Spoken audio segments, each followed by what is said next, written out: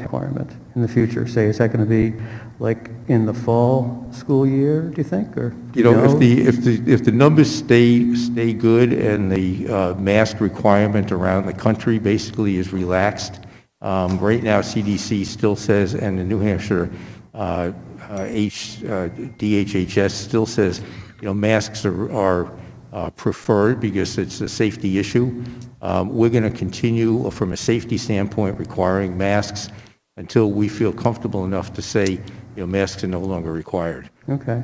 Last question for me for right now is, in the number 2, you have non-public session, and you quote the RSA specific to that. Does that same RSA to apply to your non-public session in 11? Yes, it's the same RSA. Same RSA. It is the same RSA, except for maybe the last piece of it, under paragraph 2, we have to specify if it's going to be a legal personnel or student matter. We can, when we go into non-public, we have to tell you what that is, just like we did up top saying it's personnel matter. Thank you. Yeah.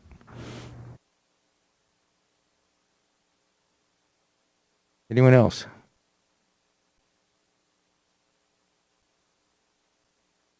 Good evening, kids. I just want to make it part of the public record that the police were called on me because I was sitting over there by myself, socially distancing, and also have had antibodies for COVID since July. Thank you. I'm very proud of that. But the police came and said it would be in my best interest that I should comply with your rules. Now, the problem I have with that is that this is a public meeting. The venue of the meeting is in the school, but the meeting is public, and you really can't remove someone from a public meeting unless they are stopping the meeting from proceeding. And me sitting there very quietly by myself is not doing any of those things. So I just want to make it part of the public record that the Governor Wentworth Regional School District threatened me and called the police to force me to wear a mask. So I'm wearing a mask right now because Dean Rondeau's a nice guy, not because I want to or I think I need to. The state mask mandate says if I am socially distancing, I do not need to wear a mask. Now, I understand the venue here is the school property, owned by the taxpayers, by the way. But at what point are you going to stop harassing people, members of the public, and denying them access to a public meeting? First of all, Dean Rondeau was not called to harass you or to do anything. We asked Dean Rondeau to be here tonight for this meeting, period. He was not here specifically for you. Well, you, sir, came directly to me and told me you were going to call the police on me when I said I didn't have to wear a mask when I was sitting by myself over there. So I just want to make that part of the public record. And whoever takes the notes, I hope to see that in the meeting minutes next month. That's perfectly fine, but Dean Rondeau was not called specifically for you. He was asked to be here at the meeting tonight. Great. I was happy to see him. Now, you were here. You were here earlier You were here earlier before we went into our meeting, and I asked you to put a mask on, and you refused to do that. And I certainly could call Dean Rondeau to be here earlier if possible.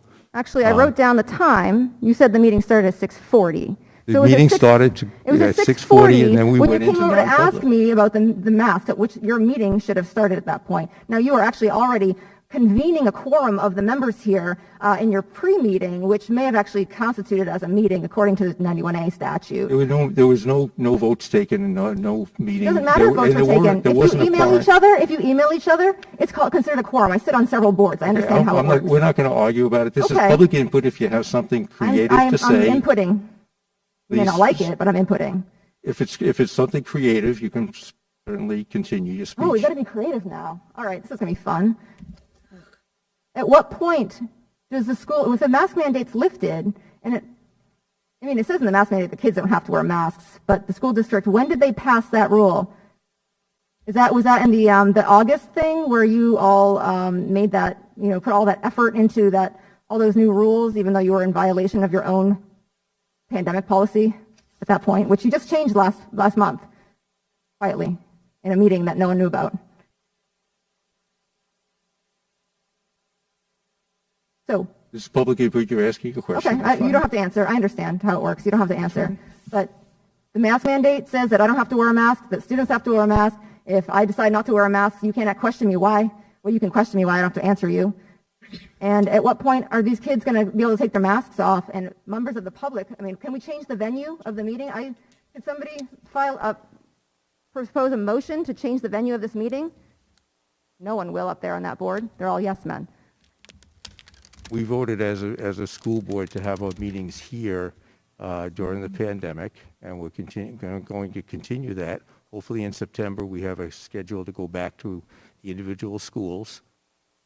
Well, I'm going to ask somebody at that point, to change the venue of the meeting because therefore, Jack, Yeah. can I Charlene. just point out something in our policy, public participation board meetings? Can everyone hear me okay? If you look at item 2, individuals desiring to speak shall give their name and the group, if any, is represented. Then on item number 4, speakers may offer comments on such school operations and programs as concern them in public session. However, the board will not hear personal complaints of school personnel or complaints against any person connected with the school system. And on number 5, it says visitors should not expect the board to respond immediately to their comments or questions since the board may not have discussed or taken a position on the matter. The superintendent, without speaking for the board, may offer clarification as appropriate. So I just thought it might be a good idea to remind everyone of that. I'm actually very familiar with that policy. Thank you, Charlene.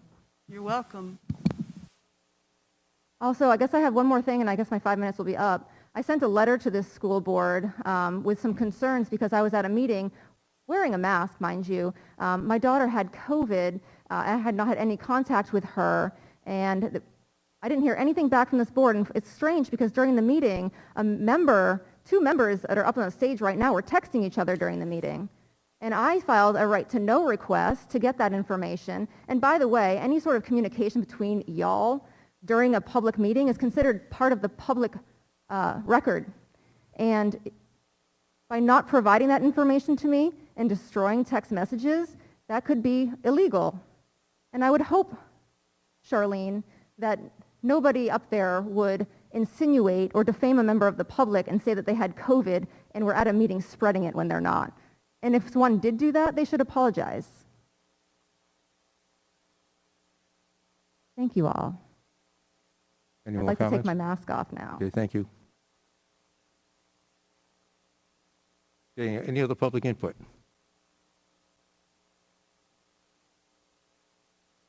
Oh, I'm sorry. Yes, the gentleman who spoke earlier, could you give me your name and town you're from? Thank you. Steve Johnson, Wolfeboro. Thank you. Yes.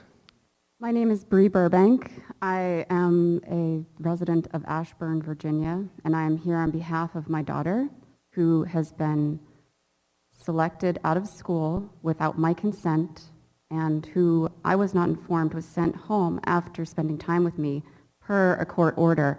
I have written letters to Kathy, I have written letters to you, and I have continued and written letters to representatives that are members of the local Wolfeboro House representatives, as well as Jeb Bradley.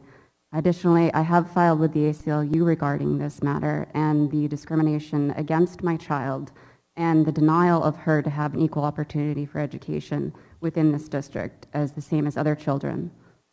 So my concern is that since New Hampshire has changed its travel guidelines, that given the fact that you are arbitrarily pursuing this excessive precaution around masks, that you'll continue to pursue excessive precautions around travel guidelines, and that my child will again be discriminated against by the Governor Whitworth Regional School District.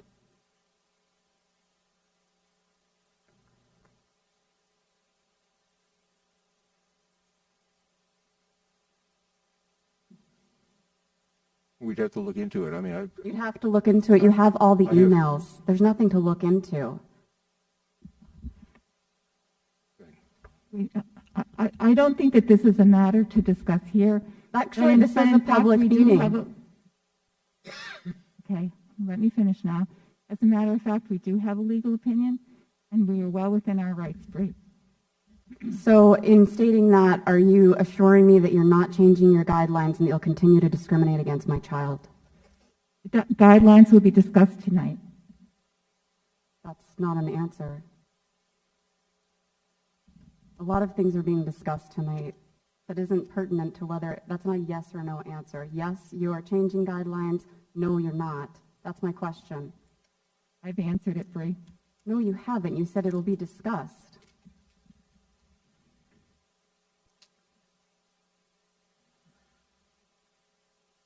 Regarding creativity, this feels a lot like Harry Potter with the Ministry of Magic. I'm waiting for an answer. How many more minutes do we have, Jack? I think we're out of time. That sounds pretty contemptuous. I don't think it's been 5 minutes. Who's keeping track? Who's taking minutes for this meeting? How long has it been? No one takes minutes. No one's keeping track. This is just a general, it feels like 5 minutes kind of suggestion. We've tried to be very flexible with time, but if you want us to have a time clock, we'll certainly provide a time clock. What I would like is a yes or no answer to my question. If we're discussing travel guidelines, which is on the agenda for the meeting, are we going to continue to discriminate against children whose parents live in different homes?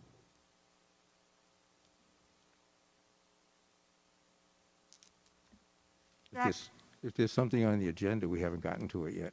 But I'm just asking if that is something that is going to be shifted or if it's going to be persisted. That's why we have it on the agenda to discuss. Right. And instead of answering with any kind of grace, I'm just getting kind of pushed off the microphone. Jack, may I please read item number 5 again from policy BEDH, because it seems that there needs to be some clarification. Isn't it? Excuse me? It seems like that's the go-to, like, oh, this is getting personal. Let's just reread the same paragraph. It is personal. This is my child. Number 5 states, visitors should not expect the board to respond immediately to their comments or questions, since the board may not have discussed or taken a position on the matter. Members of the board are without authority to act independently as individuals in official matters.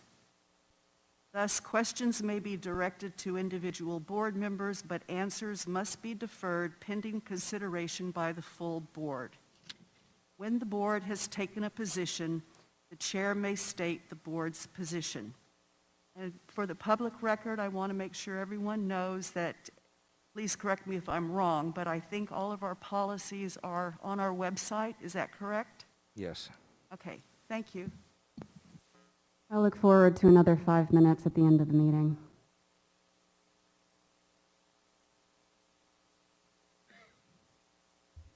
Okay, moving on. If there's no other public input. Okay, superintendent's report. Okay. We're going to go over the preliminary review of election results. As you'll recall, one of our towns is not voting until May 11th, so I just want to caution everyone that these are preliminary results. They're not the full result, and it's unknown whether the results from Effingham will change anything that I'm reporting on tonight.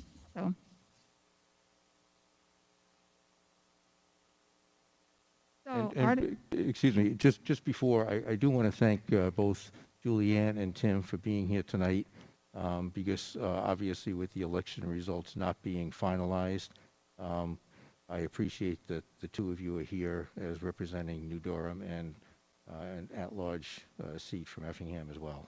So thank you for being here.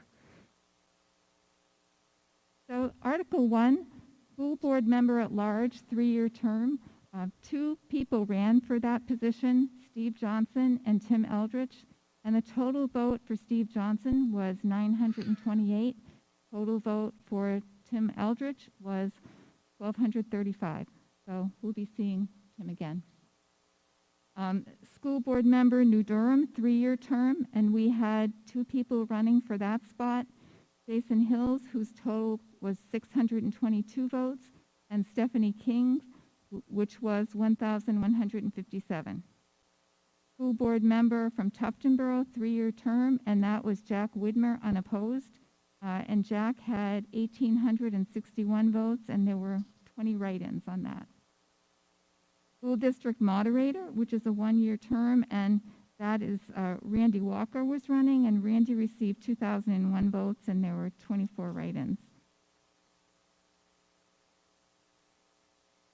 And I do not have this. On the bottom. Oh, okay, thank you. Article 2, the turf field, was a yes vote of 1,605 and a no vote of 968. Article 3, repairs and improvements, 1,837 yeses and 744 noes. And then the operating budget, Article 4, was 1,715, and then for yeses and noes were 845. So it was a good count, but we'll be waiting to see what happens in Effingham on May 11th. And as you know, this is the meeting that we normally reorganize the board, and that won't happen now until June, our June meeting. And which will, at that meeting, we'll choose a chairman and a vice chairman for the coming year. And everyone can put their requests in at that point for the committee assignments for the year. Okay, thank you. Right, and today was our first day under COVID-19 update, was our first day having all of our students who wanted to be back in person back today. And there's a real festive atmosphere in the schools. I think the kids are just really, really happy to be back, and the teachers are happy to have them back. So the schools look a little bit different with the distancing of desks, and there are some shields on all of the desks. Tables also have shields.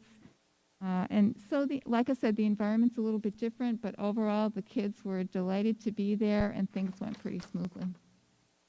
Our vaccination clinic also went extremely well, and I really want to thank our Carroll County Vaccination Coordinator, Victoria Page, and also Andrea Kessler and Nicole Hoyt, our two school nurses. Andrea's at the high school and Nicole's at the middle school, who did a lot of work to make it all go smoothly. And of course, the high school was impacted because the clinic was actually at the high school, so Mr. Donnelly had to be very flexible also. So, and of course, the maintenance staff there were extremely helpful. And Heather also helped to organize, and there were a number of community volunteers who helped out.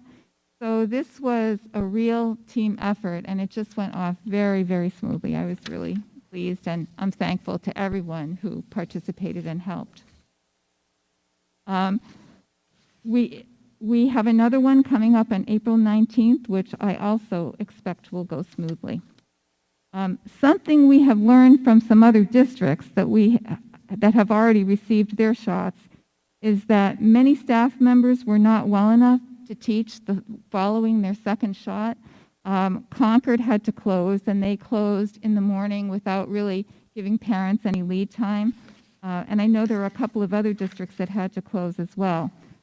So to avoid having that situation where parents are notified the next day, the same day, I think we can be pretty certain that a number of our teachers are going to be sick, and our substitute pool, as you know, has been very, very shallow.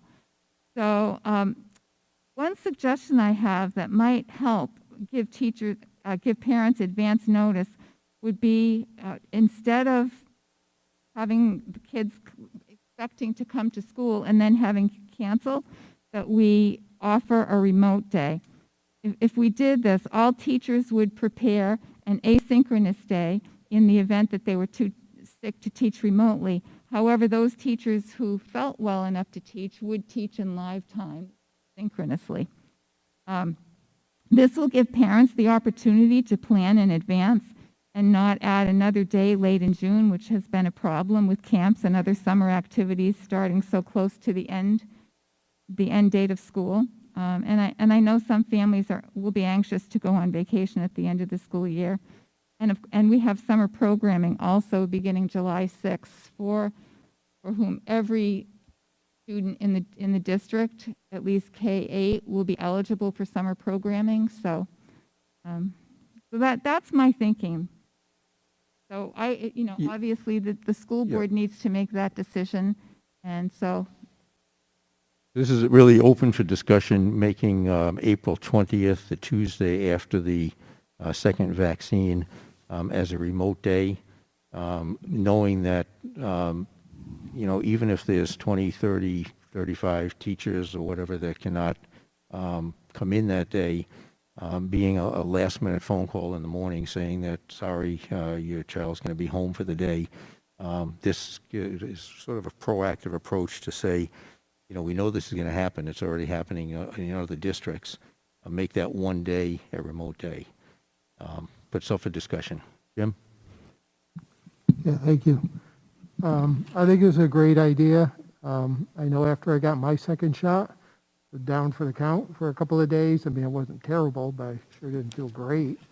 I think as we've seen in other districts that this seems to be a common occurrence. And I think as Kathy said, to allow parents to plan for a day that will be remote and avoid any last minute chaos. I think there's a great idea. I think being preemptive is the way to go. Thank you, Jim. Krista? Yeah. If we have that as a remote day, can Wednesday be an in-school day? Oh, it is now. We're Yeah. back. Yeah. Oh, sorry. Right. We're all in. And just from a personal experience, I had my second shot too, and not that I was sick, but I was tired, a little feverish the following day. I certainly, if I was a teacher, I could certainly have taught remotely if I needed to, but I wouldn't have wanted to be in a classroom and around other people at that second day. So I think it makes a lot of sense to give people and parents a heads up and give them some advance notice on this. But again, it's up to the board to decide.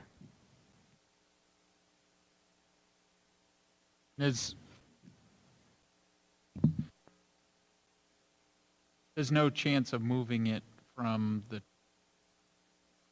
to Friday? No, Kathy tried Monday to Friday. Kathy tried everything she could do on a weekend or whatever, and timing just wouldn't happen. Okay. So everyone will be done on the 19th.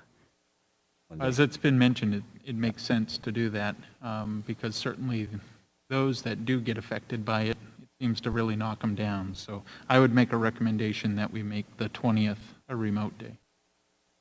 Okay, Tim's moving remote day on the 20th. Do I hear a second? Second. Second for Jim Pittman. Okay, any other discussion on this?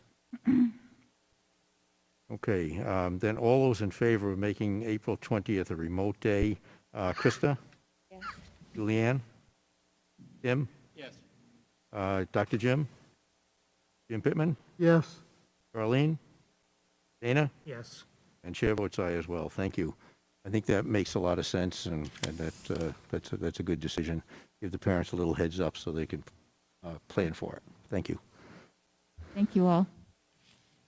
So next is travel guidance, and many families have been asking what the policy of the school district is going to be regarding travel.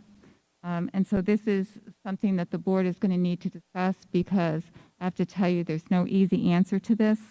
I thought maybe the new CDC guidelines that came out on Friday would mirror the New Hampshire DHHS guidelines and would be saying that you can travel without quarantine. However, that's not what they say. People who are fully vaccinated don't need to test before travel or to quarantine upon return. However, the CDC recommends delaying travel for those who are not fully vaccinated. If travel is necessary, even with a test, a quarantine period is recommended. The district policy has been a 10-day quarantine, and the CDC guidelines still say if you must travel and you don't get tested, you should stay home and quarantine for 10 days after travel. However, that's not the end of the story, because the New Hampshire DHHS guidelines now say those who travel outside of New England do not have to quarantine upon return. So DHHS and the CDC guidelines don't agree. the hard part about that too is where it says domestic travel within the United States outside of New England no longer requires quarantining upon returning to New Hampshire, although people are recommended to still follow the CDC travel guidelines. So what guidelines do you follow? The New Hampshire guidelines or the CDC guidelines? Because New Hampshire says one thing, but they want you to follow CDC. So it's a very circular kind of thing. We also passed this by one of our local medical experts, and his response was, well, you should follow the guidelines, but which guidelines? And right now, his concern was that the numbers are going up. This would be a lot easier if the numbers had plateaued or were going down. So there's no easy answer here. Also, it has been suggested that the board consider a remote week as a way to keep everyone safe. I know that many of us are experiencing COVID fatigue, and I've heard from many parents that they feel their family really needs this vacation, and they do plan to travel. So there's really no easy answer. There are three possibilities: that we could follow the CDC guidelines, we could follow the DHHS guidelines, or we could look at doing a remote week. And there are pros and cons to each of these three options. Yeah, I think the discussion about remote week, I did talk to a couple of principals, and I know Kathy did today as well. Again, that was kind of a 50-50 split on the principals that I spoke to, thinking that a remote week might be a safety thing to consider. But some of the other principals basically said, the kids are just getting back into a routine. Granted, there's a vacation week in between. They have 3 weeks in a vacation, and then we do another remote week after that, and mess up that routine. And also families, now that the kids are back in school full time, are adjusting their lives back to something normal, getting their kids back in school 5 days a week. Granted, the vacation week is there, but do you want those families to have to adjust again to something for a full remote week? So, and there's also some testing issues in the high school. AP test is right after that week that we would be remote, so that's not good. Yeah, this is a really a tough decision, and I think I guess if I would trust parents at this point if they're going to travel, to be honest. If their children are sick or feeling not well, that they keep them home. They do their own quarantining if they feel necessary to do that. This morning I was very much in favor of looking at a remote week, but during the course of the day I've changed my thought process, and I don't think that's the right way to do it. The kids need to be in school. I think that's the right answer for them, and I think we have to trust the parents to do the right thing if they've traveled, use their own judgment in what they have to do. We'll welcome those kids back right after vacation, and hopefully everything will be fine. That's my thought process now. I've changed my thoughts from this morning to now. So, discussion. Charlene? So just for clarification, we have an existing policy, and the policy is based on CDC guidelines, correct? And throughout the pandemic, historically, the New Hampshire DHHS guidelines have been more lax than the CDC. Are we going to adhere to CDC guidelines regarding travel? I was just going to say, Charlene, it's the stringency of the policies of CDC and DHHS have varied. In some areas, DHHS is more stringent, and in other areas, CDC is more stringent. So it's not consistent. Okay. Yeah. Well, I So, mean, my recommendation is that right at this point, we follow the, again, it's a little awkward because my recommendation would be to follow the New Hampshire DHHS guidelines, which basically said domestic travel within the United States outside of New England no longer requires quarantining upon return. But then that next line that says, but you should follow the CDC guidelines, which I don't know what that means. Because the CDC guidelines don't mean the same thing as the prior line from the DHHS.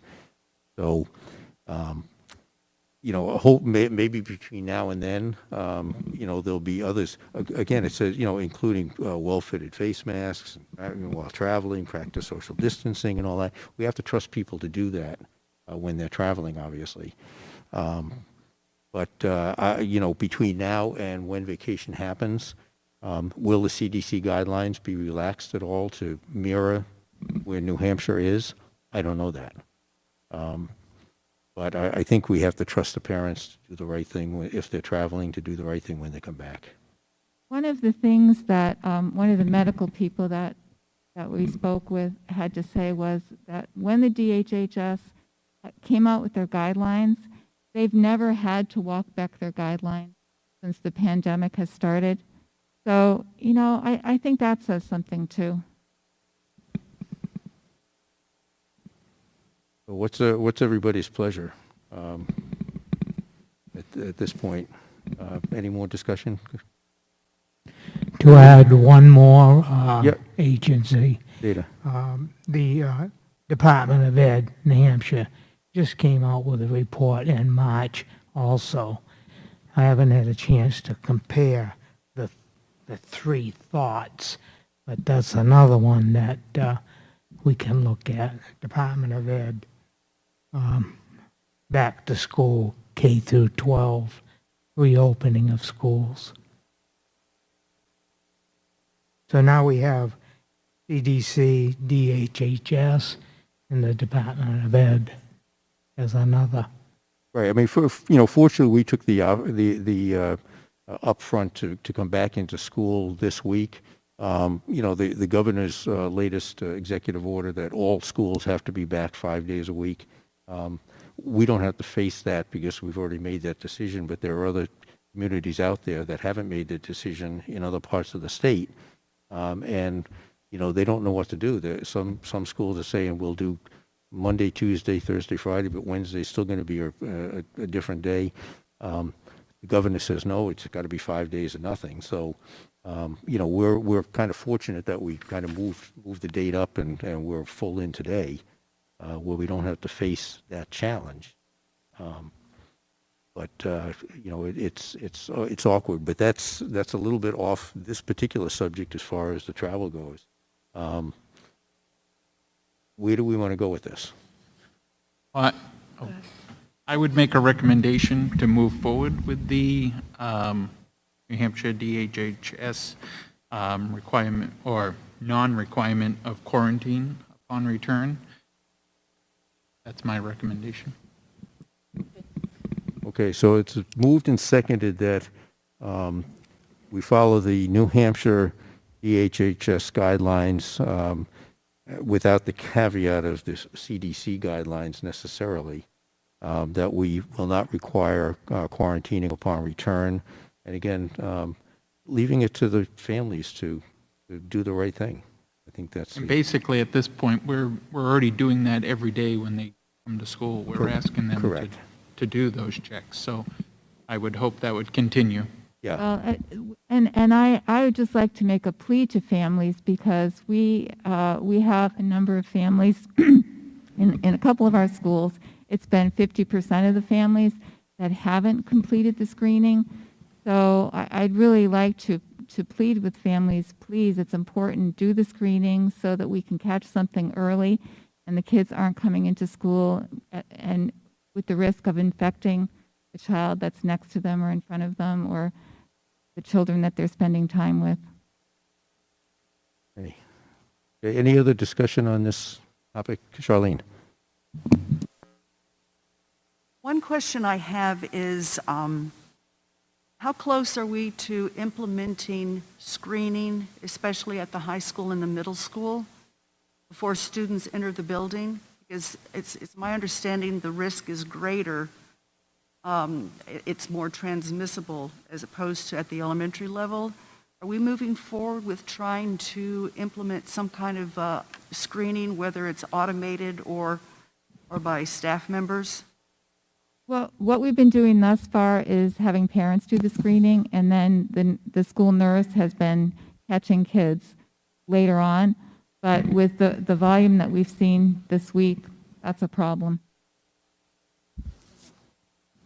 Yeah, I think we still have to look at that. When I was in the high school this morning, there were not only students coming in, some teachers forgot to do their own screening, so they got talked to as well, and that pretty much happened right across the district today, where there was a kind of a lax cutback on the whole screening process.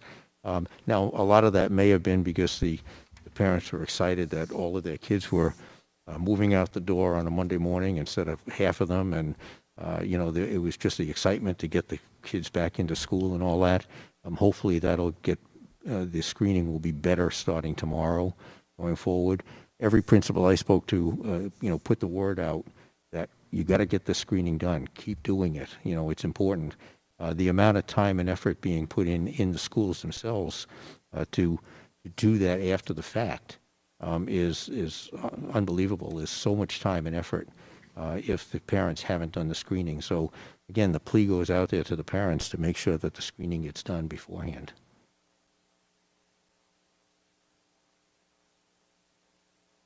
Okay, any more comments on this? I would just like to mention that the motion will invalidate our temporary emergency policy, travel guidance for employees, essential and non-essential at-risk personnel. So. Okay, let's modify the motion then to follow the New Hampshire DHHS guidelines, not requiring quarantine, and that will affect the policy. What's the policy? No. E. That will affect policy EBBCF and the requirements in that policy at this point. Is that acceptable for the two people? Okay, so the motion's on the floor. Any other comments? Okay, all those in favor, Krista? Julianne? Yes. Tim? Yes. Dr. Jim Pittman? Yes. Darlene? Dana? Yes. And chair votes aye as well. Excellent, thank you. Appreciate that. Thank you. So next comes a fun conversation, end of the year activities. I've been talking with Bruce Farr about the joint boards meeting and how we might do that. And he's been working on how to do it safely. So he and Chef Bordeaux have designed a floor plan and a menu so that we can have the joint boards meeting, but we'll be doing the appropriate amount of distancing. The meal plan will be much simpler. It will have to be in the lobby, but they feel that they can pull it off. So I think that's really great news. It's just so nice to be able to watch the kids do their serving and see what they're producing. It's one of my favorite nights of the year. So I'm really happy that we're going to be able to do it. The graduation activities are also shaping up. They'll be a little bit different this year as well, but it's very nice to be thinking about the fact that we're going to be able to do them this year in a similar way to how we've done them in past years. May 27th is the date set for academic awards in the Arts Center. It's an invitation-only event, so we know we can control the numbers, and the seating will be socially distanced to our school standards. June 3rd, scholarship night is planned, again at the Arts Center, and another invitation-only activity. June 5th there's a replacement activity. There will be a parade from the elementary schools to Kingswood Regional High School, where students will receive their caps and gowns on arrival at the high school. And that's really in place of the banquet that we usually have, because I know that you've all been to those banquets, and it's pretty tight. It's a very large space, and it's very tight, and there's just no way that we can fit all the families and all the students in. So instead, what has been planned is a parade from the elementary schools to the high school, where students will receive their caps and gowns on arrival at the high school.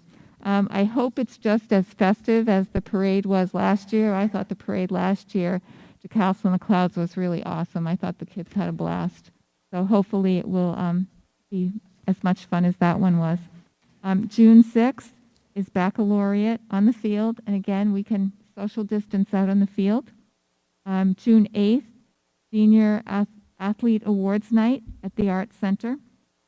June 9th is the prom, and there will be a prom, but the prom is going to need to look a little bit different. In order to have social distancing, the prom will be just for seniors and their dates, and the plan is to have it on the Mount Washington. With it being later in the year, to provide a little bit more time for things to improve, and now that vaccinations have opened up for 16-year-olds, that's, I think, going to be helpful too. Currently, the plan is to have alternative activities to dancing because of the need to social distance. It's too difficult to plan to have dancing and then have staff members being the police. That will be no fun for anyone, including the kids. So the senior class representatives are planning the activities, and the promenade will be planned for the Arts Center, again with social distancing. June 10th will be the Lakeside Academy graduation here at the Arts Center, as has been the tradition in the past. Graduation plans look a little different due to the importance of having it outside this year. The proposal is that if the weather is good, graduation would be at 6 p.m. on Friday, June 11th. If it's raining, then the alternative would be Saturday, June 12th at 10 a.m. And if the weather is still not good, the plan would be 6 p.m. on Saturday on the field, or if it's still bad weather, then we would do it in the gym. If we end up in the gym, then tickets would need to be limited, and we would have to have an overflow space where the ceremony could be viewed. But we've tried to include as many people as we can. At graduation, it's such an important event for families. So that's why having 3 alternatives provides the best chance at having the ceremony outside. So, thoughts on that? I think certainly from the graduation standpoint, it makes sense. And all the other activities, I think it's great if we can have as many activities for the seniors as possible. So I think that's great. All right.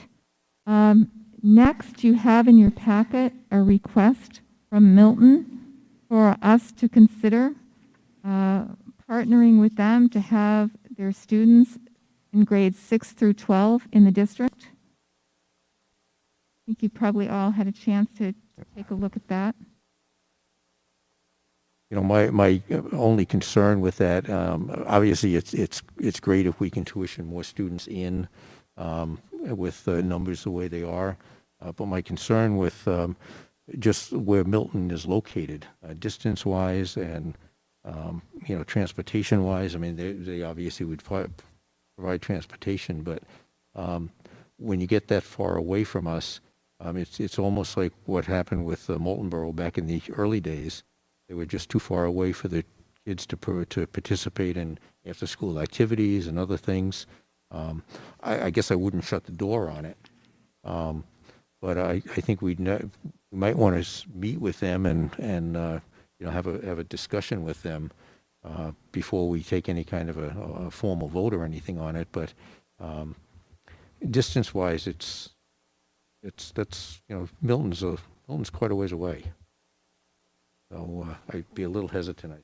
And one of the things we'll need to look at, if we look at the numbers, particularly at grades 7 and 8, and grade 6, their configuration is different than our configuration. So that right there, that would be a barrier that we need to get over. And then if you look at the numbers in grade 7 and grade 8, the numbers may be at the tipping point so that we would have to add staff. And of course, if we have to add staff, then that adds expense, and I don't know if it would be cost effective for them. Right. Yes, Charlene. I have a question. Is the agreement we currently have with Middleton also an area agreement?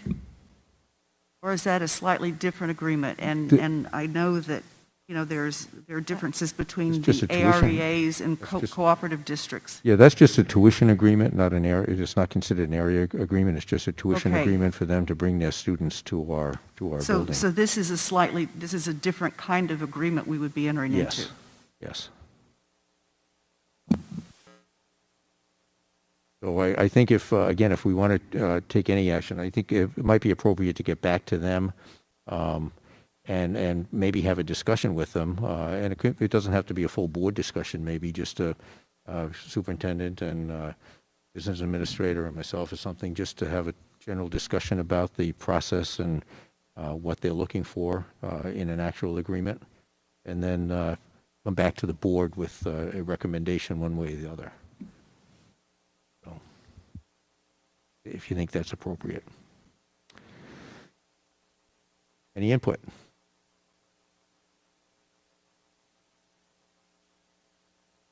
Yeah, Jim. I think you're absolutely right. I think it needs a little more discussion and more information to even think about this preliminary decision here. Okay. Okay. Well, I think maybe just, again, just a general discussion with them. Well, we get approached periodically from different school districts about either tuitioning students in or this type of thing. So I think, you know, if we have a discussion up front and see what their plans are and looking at the numbers, and Kathy may be right, the numbers just may not work for us.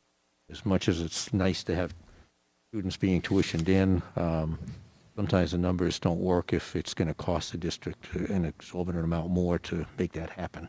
So, okay. All right. Thank you. And I'd like to make a correction. Heather just reminded me that I said that graduation would be in the gym. It wouldn't be in the gym, it would be in the Arts Center. Sorry, I probably made Guy have a heart attack back there. Okay. Right. So the next item is a legislative update, and the focus right now is really the governor's... School board schedule. Oh. Yep. School board meeting schedule. You have school board meeting schedule in your packet? Yep. Take a look, see if it looks good to you.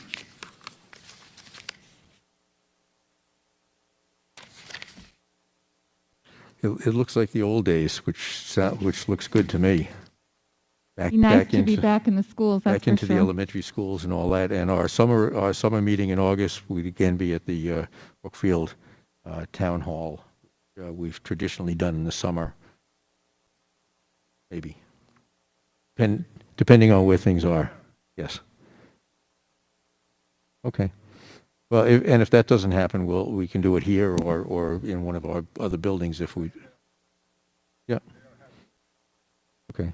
And that's fine. Yeah, certainly between now and August, hopefully, maybe the situations will change where everything is a little looser. But we'll see how that goes.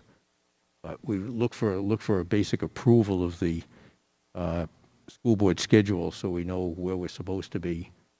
Subject to change, obviously, going forward.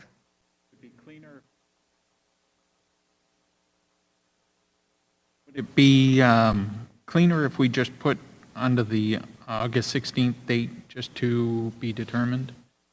Just take out Brookfield at this point? We can certainly do that. Just make it to be determined, and that's fine. And then it won't confuse All right, anything. and as that date approaches, we'll know where we're going to be. Is that okay with everybody? Just to be determined? Okay. Okay, how about the rest of the calendar?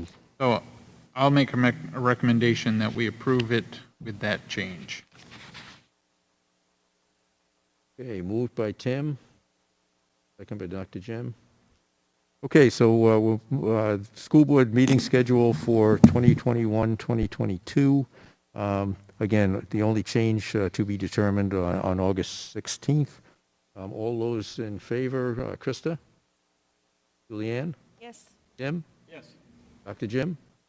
Jim Pittman? Charlene? Dana? Yes.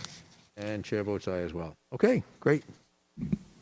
Right, the next item is the item that was added, the evaluation of our 21st Century Community Learning Centers, and that's our OSIP after-school program. Every year, they request that a survey be completed by parents of students who are participating in the program. And generally, the survey results are very positive.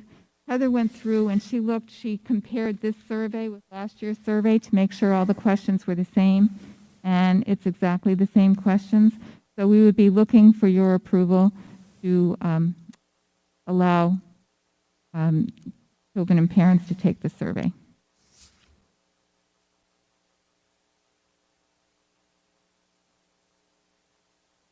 Okay, so we're looking for a motion then to approve the 21st Century Community Learning Center survey for the OSIP After School program. Okay, moved by Jim Pittman. Jim? Okay, any questions on that? Okay, seeing none, all those in favor. Krista? Julianne? Jim? Yes. Dr. Jim? Yes. Jim Pittman? Yes. Charlene? Dana? Yes. And chair votes aye as well. Thank you. Okay. Okay, thank you. Next item is legislative update. And the focus right now in Concord is the governor's budget, so there's not really a lot happening in the legislature. House Bill 455, you remember I spoke about, and it was the ability of a parent to enroll a child in any public school of their choice, which would have had some financial consequences for us. That bill was retained. I spoke about House Bill 20, and the exact same bill was put forward in Senate Bill 130. You'll remember that this was the bill that provided tax dollars for students who are homeschooled or private school students. There were some amendments made in an attempt to address some of the problems with this bill. However, the main issues with the bill are still the same. The bill was tabled so that there was no public input on the amendments, but it's not dead and it could be folded into the governor's budget. So I would encourage you to, I don't want to get into too much more explanation on the bill because I think people really need to read it for themselves so they know what's in the text, and to read the analysis at reachinghigher.newhampshire.org. And I think that way you'll be able to decide for yourselves what you think about it. CACR3, the constitutional amendment, this is a constitutional amendment. Concurrent resolution removes the prohibition of using money raised by taxation for schools of any religious sect or denomination, and that is listed as ought to pass. And then there's House Bill 110, and this one could cause some problems for us, and I'm looking at you, Kathy, because the bill requires the Department of Education to distribute the adequacy education grants to municipalities, and then municipalities transfer the grants to the school district. So that means generally that happens 4 times a year where we get those allotments from the Department of Ed. So multiply 4 times a year times 6 towns. And we're going to have to recover that money from the 6 towns that often. So that's, I think, going to be difficult for our business office. But that's listed as ought to pass. So those are the main things. Okay. And Jack, I think. Okay, under New Hampshire School Board Association, we had a Zoom meeting last week where we were visited by members of the Washington delegation, staff members for the representing the Washington delegation.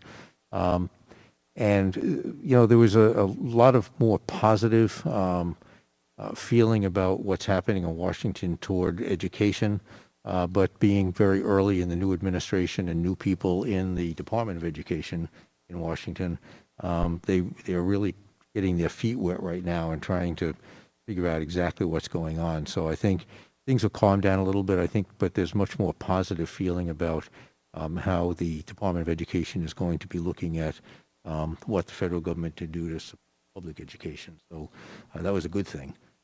But again, it's so early in the administration. These folks even though they've worked for the senators or the representatives for several years, are really trying to figure out what the new Secretary of Education is going to do and how that process is going to work. So, and that's all I have. Nothing under my correspondence tonight, so we're going to move on to Academic Affairs Committee report. Okay. Unfortunately, Wendy wasn't able to make it, so she asked me to report. I'll report what I can, and whatever I miss, I'll ask my fellow friends to fill in.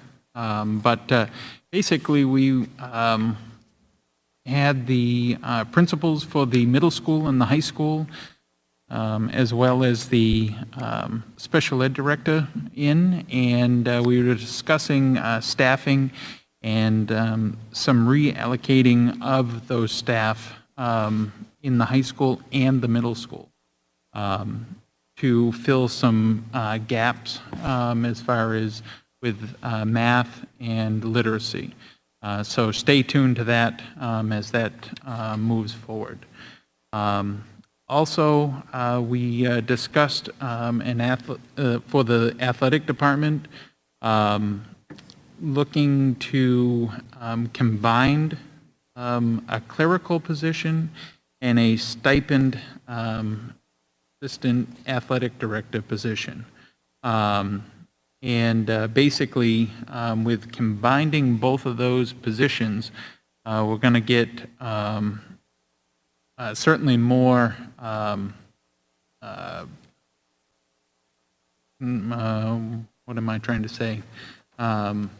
Well, certainly that one position is going to make sure that things kind of flow a little more easy. This person would be was covering both of those, picking up the clerical and the assistant athletic piece, and then of course helping the athletic director. So at this point, Kathy, if you want to share some of the figures and whatnot. Sure. I think that by combining the two positions, everything will be more centralized, and one person will be doing all of the organization and the clerical things as well as the athletic end of things. And by combining the two positions, what I think we're likely to get will be young people that are interested in being athletic directors and want to get their start here and work as an assistant to our athletic director. It also helps us. It's a little bit more money, but I think it will be quite a bit more efficient, and I think will provide a lot more support overall than what we have right now.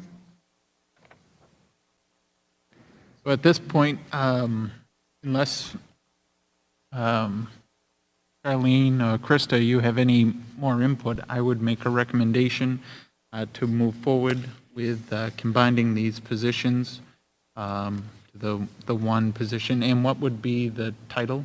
It would be, let me just make sure I get it exactly right, Athletic Program Assistant for Middle and High School.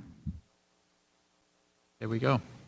Okay, so Tim's making a motion to approve the combination to form the athletic assistant. It's a long title. Athletic Program Assistant for Middle and High School. Okay, so combining to one position. All right. Who's going to second that? Charlene's going to second it. Okay. Okay, any other questions on that? Okay, seeing none. Krista? Julianne? Yes. Tim? Yes.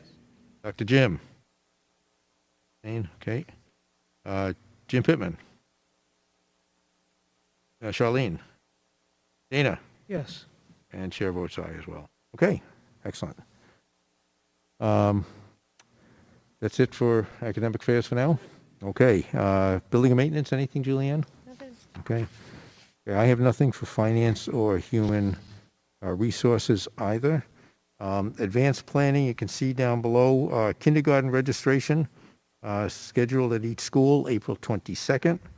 The spring break is April 26th to the 30th.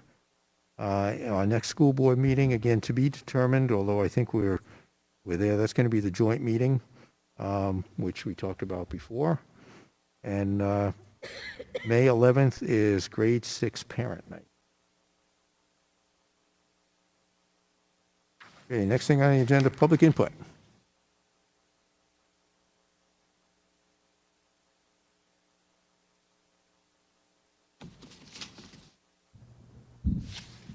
Excuse me, I need to adjust this. I'm not hunching over for the next 5 minutes.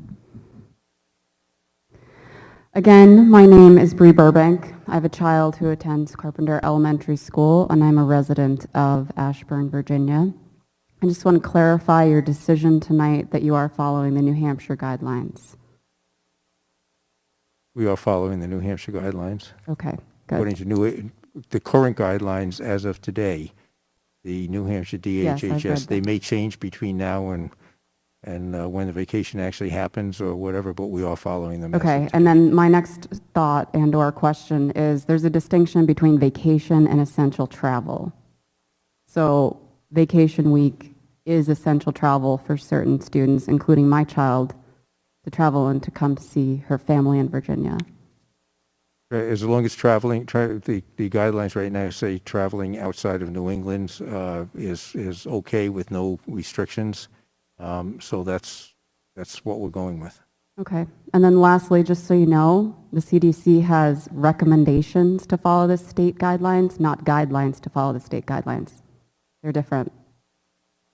Guidelines are changing every day, so right now we're recommending we follow the New Hampshire guidelines as they exist today. Yeah, exactly. It's recommendations, not guidelines. The guidelines are different than the recommendations. Right. Thank you.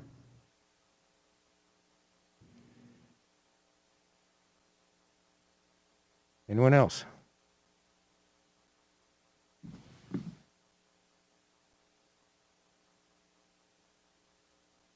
There a chance to get this speaker turned on? This one? Thank you. Go ahead. Thanks. Steve Johnson, Wolfeboro. I had a question. Wait a minute. Hang on. His mic's not working.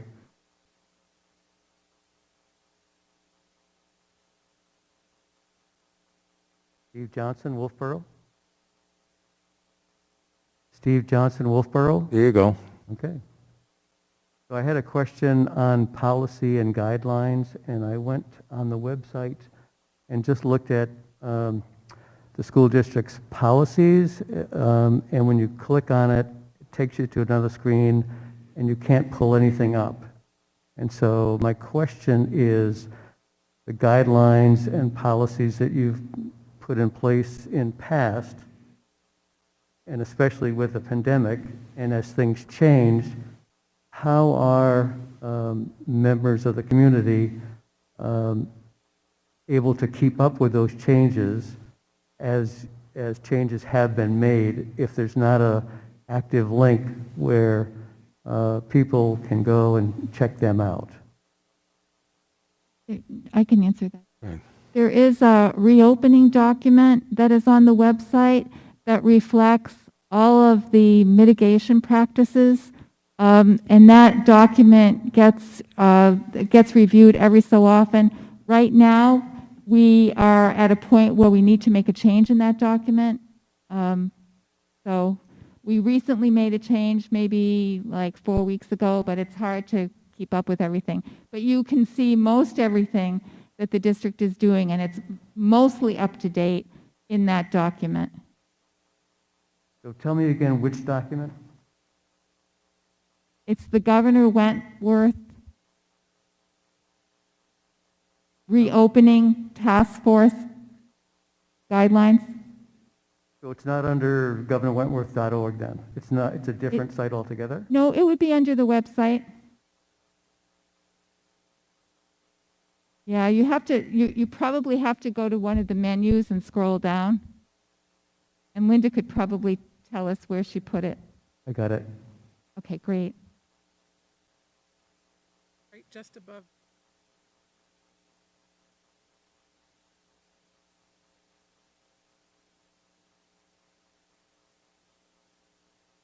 Oh, and last question I had was on the area agreement with the Milton School.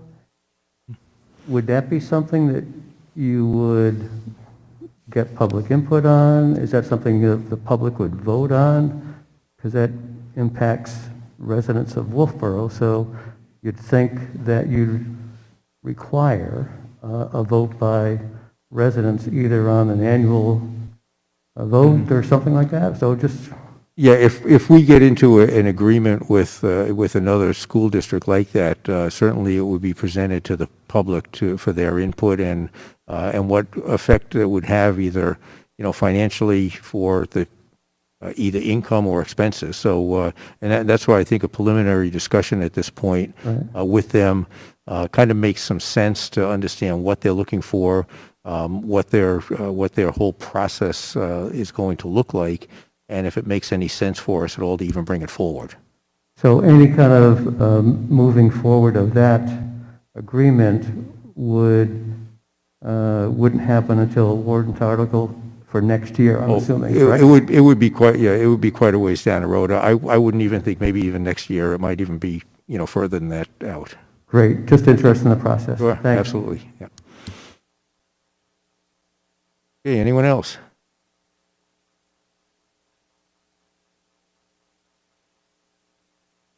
Just one last comment about guidelines. The CDC, as of March 17th, said that parents shouldn't, or the schools shouldn't be taking temperatures. So there was some comment about, is our high school and middle school going to take temperatures upon entry? And the CDC says they do not recommend that. So I'm hoping that we don't put temperature scanners at their front doors. Okay, thank you. Thanks. Okay, anyone else? Okay, hearing none, we do have some additional non-public stuff that we have to take care of, so I'd entertain a motion to go into non-public under RSA 91A, semicolon 3, paragraph 2, for legal, personnel, and student matters. So moved. Okay, moved by Tim. Second by Dr. Jim. Okay, all those in favor, Krista? Yes. Julianne? Yes. Jim? Yes. Dr. Jim? Jim Pittman? Yes. Charlene? Dana? Yes. And chair votes aye as well. Our public input will probably take half an hour to 45 minutes, so anybody that would like to hang around, we will come into public session to adjourn. If you want to stay out in the lobby, you can certainly do that. Thank you.